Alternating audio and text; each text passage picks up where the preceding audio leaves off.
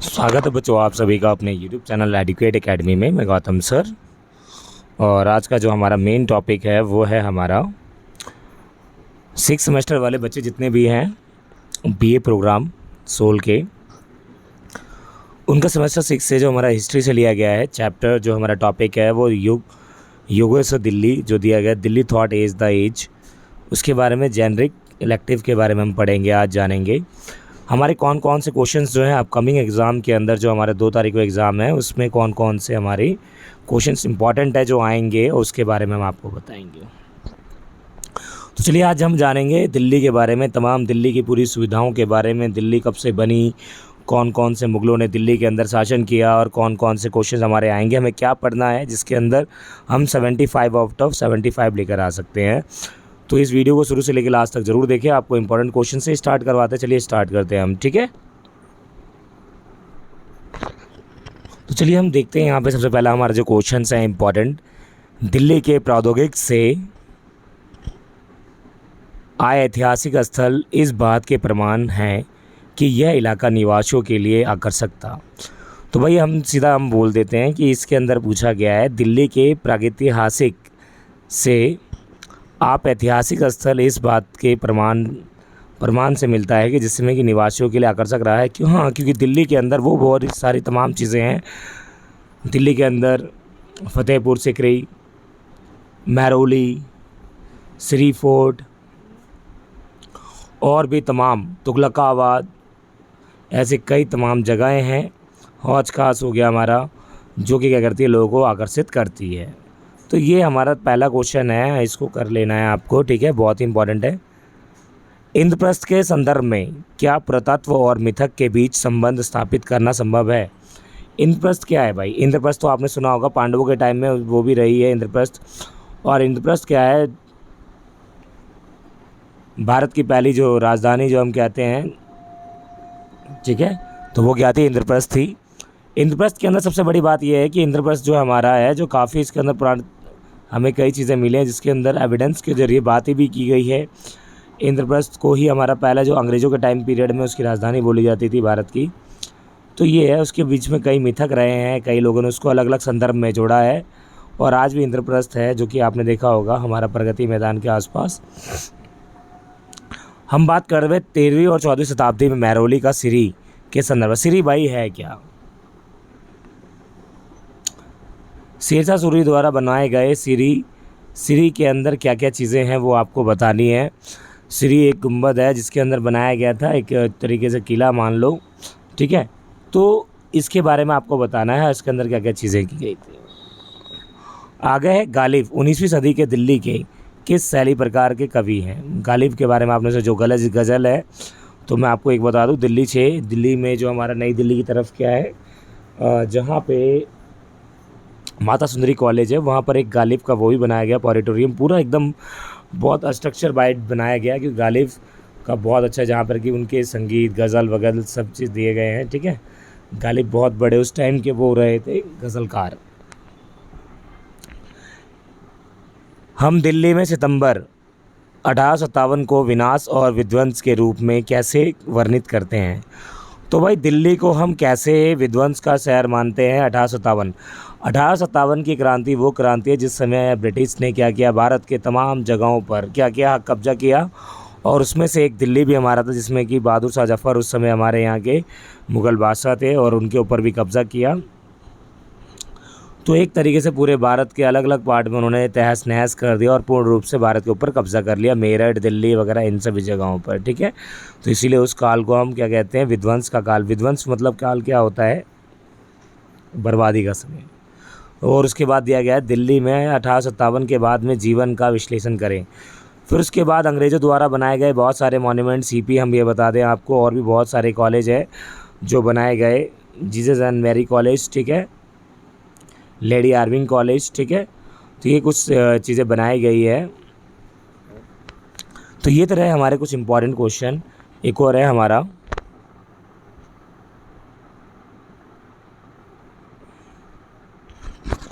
दिल्ली को नई साम्राज्यवादी राजधानी बनाना और एक राजनीतिक और आर्थिक प्रतिक्रिया है, चर्चा करें। एज़ अ नो मैंने आपको बताया कि भाई भारत की पहले राजधानी क्या थी, इंद्रप्रस्थ। मैंने आपको बताया कोलकाता भी रही है। उसमें तो दिल्ली को जब राजधानी बनाई गई, जब हमारा क्या वो जब ब्रिटिश से हम क्या आज़ाद हुए, तब भारत की राजधानी दिल्ली को बनाई गई। और दिल्ली आर्थिक रूप से और राजनीतिक रूप से परिपूर्ण है। राजनीतिक रूप से अगर हम बात करें, दिल्ली के अंदर तमाम वो क्षेत्र हैं, संसद है, ठीक है, संसद के शस्त्र हैं, न्यायपालिका है यहाँ पे। तो एक तरीके से यहाँ पर दिल्ली को राजनीतिक तौर पर, आर्थिक तौर पर अगर हम बात करें, यहाँ के तमाम सुविधाएं दी गई है। तो जो कि काफ़ी लाखों लोग जो आते हैं यहाँ पे रोज़गार की तलाश में, तो दिल्ली इसीलिए एक तरीके से राजधानी बनाई गई है। शरणार्थी शिविर में महिलाओं और बच्चों के जीवन और संघर्ष का विश्लेषण करें। शरणार्थी शिविर क्या होता है? शरणार्थी वो होते हैं जो कि युद्ध के समय बिछड़ जाते हैं। तो उसमें महिलाओं की स्थिति क्या थी, महिलाएं और बच्चों की, मतलब कि वो क्या करते, पति कमाने जाते थे और वो वहीं पर रहते शिविर में, और काफ़ी दिन उन्हें कष्ट से गुजारना पड़ता था। और बोला गया है जैसे कि बेगम अनीस किदवई ने आज़ादी की छाँव में चित्रित किया है। अब मतलब ये बेगम अनीस के बारे में आपको बताना है, क्या उन्होंने क्या बताया इसके बारे में, किस तरह से रहे। कैसे पंजाब ने दूसरी तरफ पंजाबी शरणार्थी के लोगों ने दिल्ली में एक प्रभावशाली प्रभाव प्राप्त किया और शहर के जीवन में शक्ति का निर्देशन कर रहे। मतलब पंजाब के दूसरे तरफ पंजाबी शरणार्थी किस तरीके से लोगों ने दिल्ली में एक प्रभावशाली प्रभाव। तो मतलब दिल्ली के अंदर आप देखो कई ऐसे जो है, पंजाबी बागी हम बात कर लेते हैं, पटेल नगर बात कर लेते हैं, ठीक है। ये कुछ ऐसे जो हैं जो पंजाबियों के बहुत बड़े शहर रहे हैं। और वो किस कारण से हुए, जब आपने देखा होगा भारत भाग विभाजन हुआ, तो मोस्टली जो पंजाबी थे वो भाग के रिफ्यूजी के तौर पर यहाँ पर आए और काफ़ी लोग यहाँ पर आकर बस गए। करोल बाग, ये सारे जो एरिया हैं ये पंजाबियों के ही हैं। नारायणा। 1100 ईस्वी से 1947 की ईस्वी के बीच दिल्ली के 7 नगरों की चर्चा करें। 7 नगर तुगलकाबाद, महरौली, सिरी फोर्ट, ठीक है, लाल किला, ये सारे क्या है, कुछ 7 नगरों में से कुछ एक है, ठीक है, वो आपको बताना है। हुमायूं के मकबरे की वास्तुकला की कुछ, तो हम यहाँ पे चर्चा करेंगे दिल्ली के शहर के बारे में 13वीं से 14वीं शताब्दी में। तो वो 4 चीज़ों के बारे में बात करेंगे, 4 शहरों के बारे में, जहाँ पर कि दिल्ली के अंदर जो सबसे ज़्यादा फेमस थी और 14वीं से 13वीं शताब्दी के बीच में महरौली, सिरी, तुगलकाबाद और फिरोज़ाबाद। इन 4 चीज़ों के बारे में हम बात करेंगे। और ये 4 चीज़ों में से एक क्वेश्चन आपके ज़रूर आएंगे, जो कि अभी हमने क्वेश्चन पेपर में भी देखा। तो चलिए हम बात करते हैं सबसे पहले खिलजी और तुगलक सुल्तानों के शासन के दौरान शाही शिविर कैंप के रूप में दिल्ली। तो बोला जाता है तुगलक, तो कहा जाता है, जैसे कि आपको पता हो हमारे इससे पहले जो शासन किए गए हैं वो तुगलकों द्वारा ही किए गए हैं, इस्लाम धर्म द्वारा ही। तो कहा जाता है इल्तुतमिश के अधीन दिल्ली सल्तनत के नाम विख्यात तुर्की साम्राज्य की राजधानी बनने के बाद दिल्ली का अतिशय विकास हुआ। 13वीं शताब्दी के तृतीय चतुर्थ दशक तक दिल्ली एक विशाल महानगर के रूप में उभरी बहुत तेज़ी से। यह बहुत सी अधिवासों का समूह था। दिल्ली शब्द हिंदू शासक से 12वीं शताब्दी में जाते हुए पुराने नगर और इस समय तक विकसित समस्त परिसर से लिए गए हैं। दिल्ली को एक ऐसे कई लाभ प्राप्त थे जिन्होंने व्यावसायिक महानगर का शाही शिविर के रूप में विकसित किया, जहाँ पर की सारी सुख सुविधाएं थी। बोला जाता है यहाँ पर अरावली पर्वत श्रृंखला दिल्ली रीज में समाप्त हो गई है। और कहा जाता है इस्लामी पूर्व दिशा में विशालतम नगर के रूप में दिल्ली की श्रेष्ठता में स्थापित करने में मंगोल दबाव का बहुत सकारात्मक योगदान रहा है। तो मंगोल के लोगों का भी इसमें बहुत बड़ा योगदान रहा है। सुल्तान इल्तुतमिश ने इस्लामी संस्कृति की सभी विख्यात केंद्रों और दिशाओं में से यहाँ पर पहुँचे कुशल और विद्वान लोगों को अपना संरक्षण प्रदान किया। कहा जाता है अनुदानों को बड़ी संख्या और असीम उदारता, और सुल्तान इल्तुतमिश ने विश्व के विभिन्न भागों से लोगों को दिल्ली में एकत्रित किया, मतलब बहुत सारी जगहों से लेकर आए।